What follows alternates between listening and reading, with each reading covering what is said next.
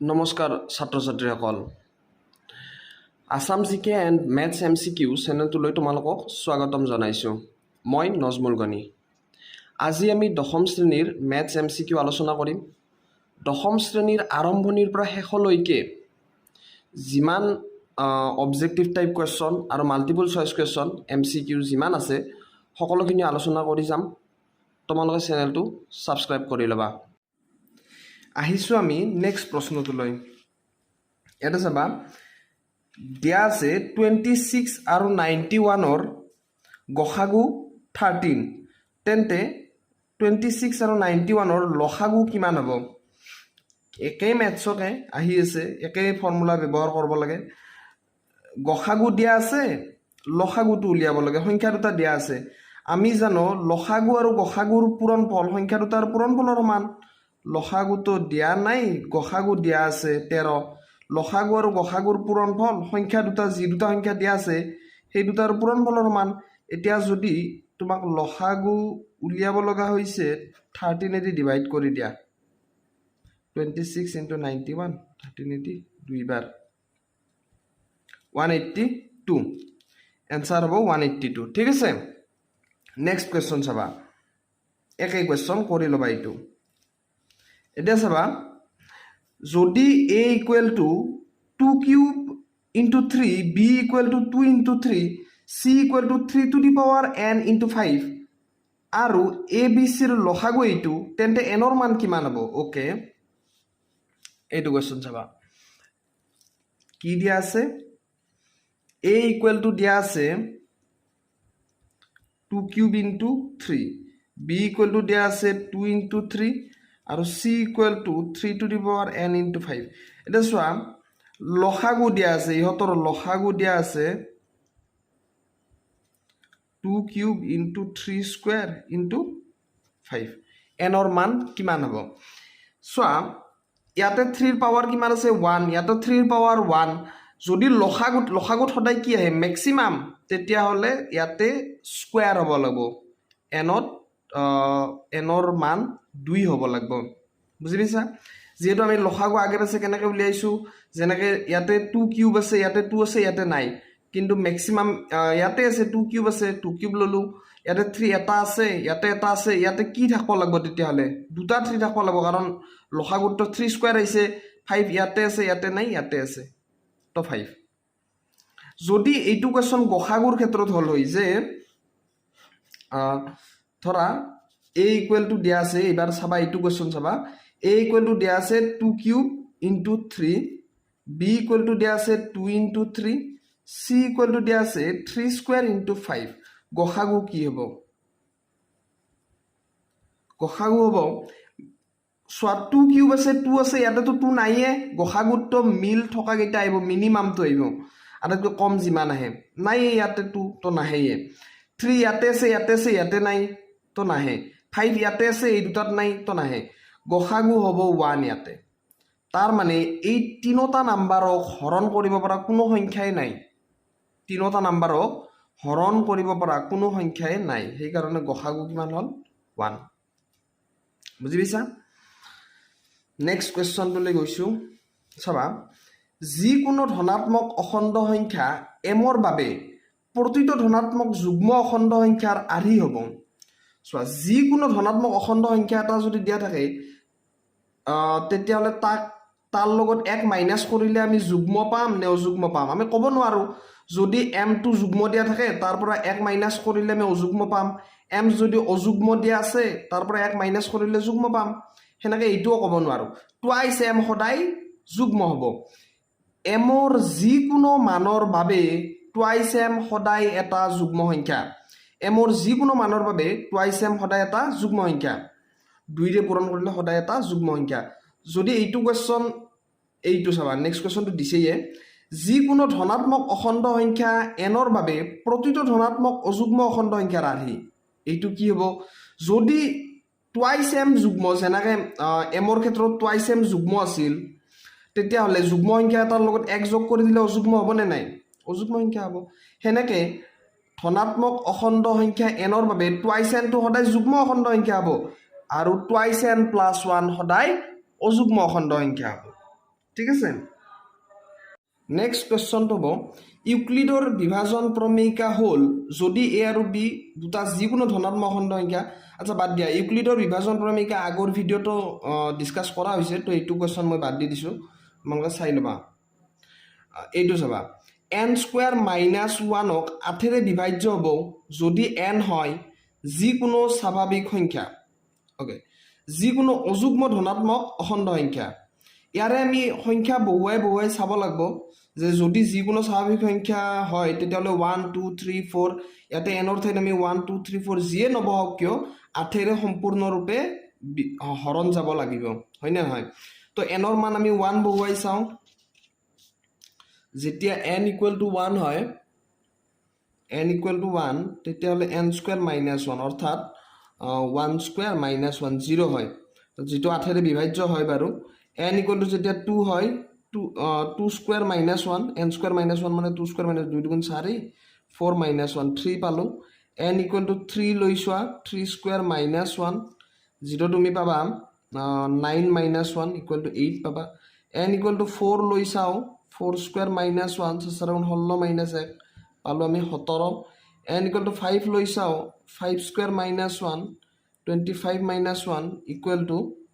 24 তাৰ মানে গম পোৱা গ'ল যে n equal to 2 ৰ বাবে 8ৰে বিভাজ্য নহয় n equal to 4 ৰ বাবে 8ৰে বিভাজ্য নহয় n equal to 1 ৰ বাবে হৈছে 0 8ৰে বিভাজ্য হয় n equal to 3 ৰ বাবে হৈছে n equal to 5 ৰ বাবে হৈছে তাৰ মানে যিকোনো অযুগ্ম ধনাত্মক অখণ্ড সংখ্যাৰ বাবে 1 3 5 ইয়াৰ পিছত যদি 7 বহুৱা যিকোনো অযুগ্ম ধনাত্মক অখণ্ড সংখ্যাৰ বাবে n স্কোয়াৰ মাইনাছ 1ক সদায় 8ৰে বিভাজ্য হ'ব এইটো এটা নেক্সট কোৱেশ্চন হৈছে যদি n এটা স্বাভাৱিক সংখ্যা তেন্তে 9 to the power twice n minus 4 to the power twice n সদায়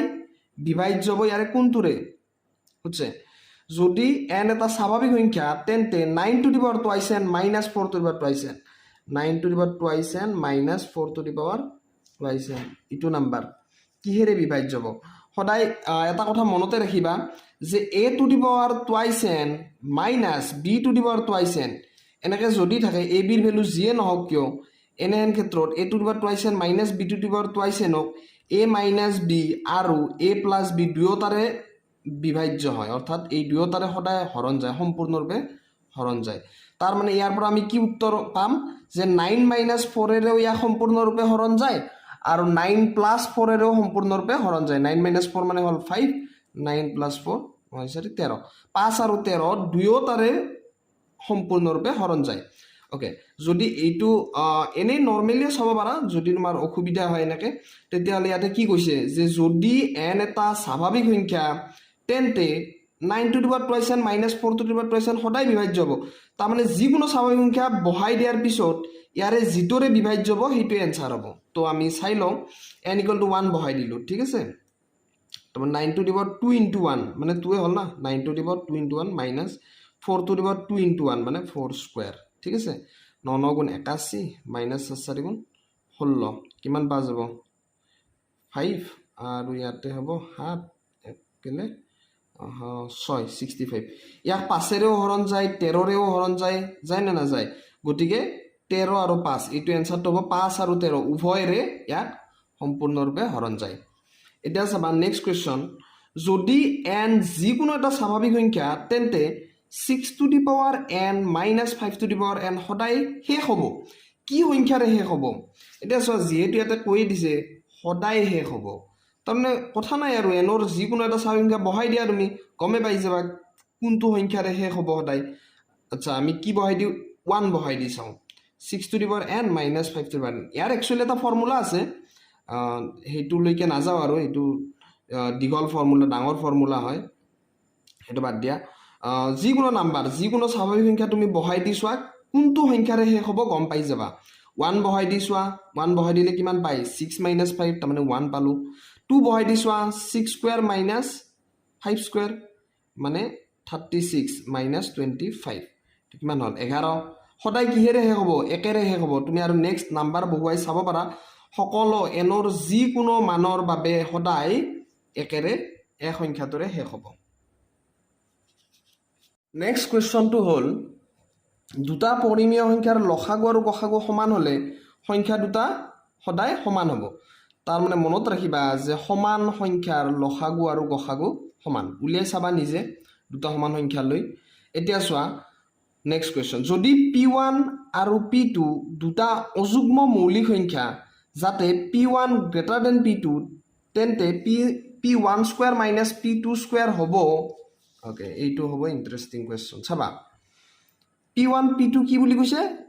অযুগ্ম মৌলিক সংখ্যা আচ্ছা এটা কথা কি যুগ্ম মৌলিক একমাত্ৰ যুগ্ম মৌলিক এটাই আছে 2 বাকি যিমান যুগ্ম সংখ্যা আছে সেইবিলাক তো কোনো মৌলিক সংখ্যা নহয় যৌগিক সংখ্যা আচ্ছা ইয়াতে p1 আৰু p2 অযুগ্ম মৌলিক ওকে আৰু p1 greater than p2 okay এতিয়া p1 square minus p2 square equal to আমি কি লিখিব পাৰো p1 minus p2 into p1 plus p2 okay যদি p1 আৰু p2 দুয়োটাই অযুগ্ম ইয়াতে কি কৈছে অযুগ্ম p1 p2 দুয়োটাই অযুগ্ম বুলি কৈছে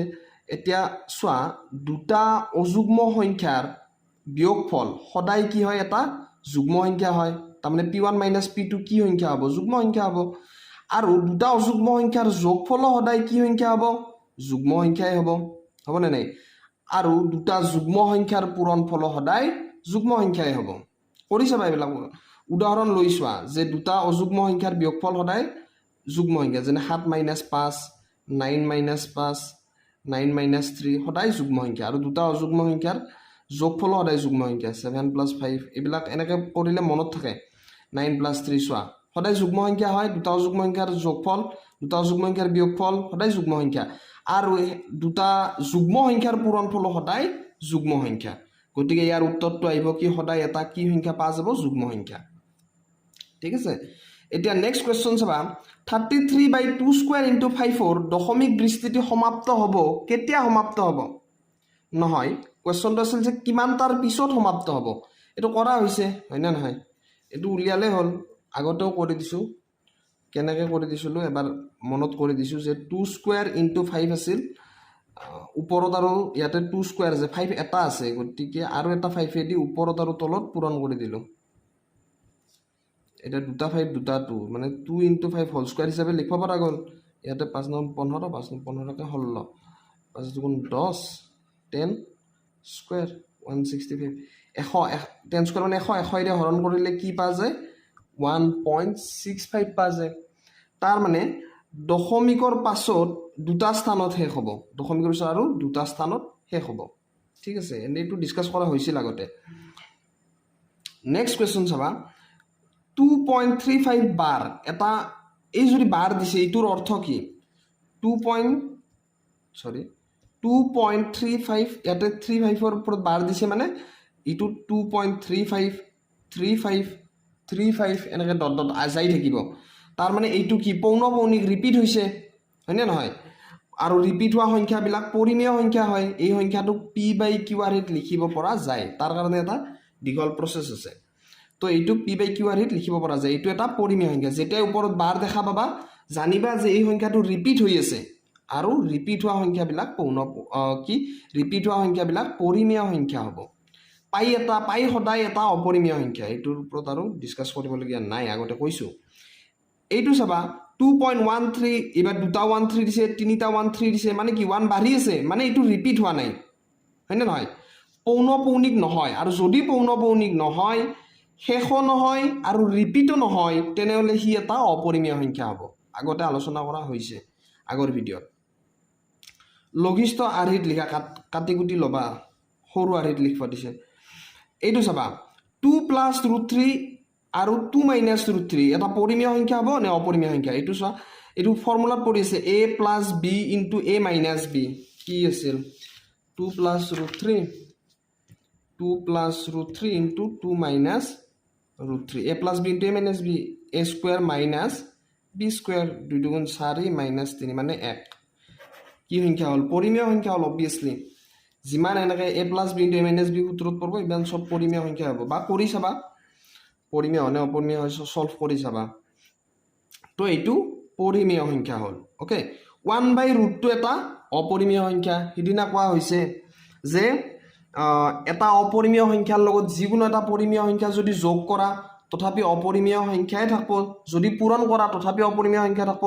যদি হৰণ কৰা তথাপি অপৰিমেয় সংখ্যাই থাকিব, বা বিয়োগ কৰিলেও অপৰিমেয় সংখ্যাই থাকিব। এতিয়া নেক্সট, আজিলৈ হ'ব ইমানতে সামৰিছোঁ।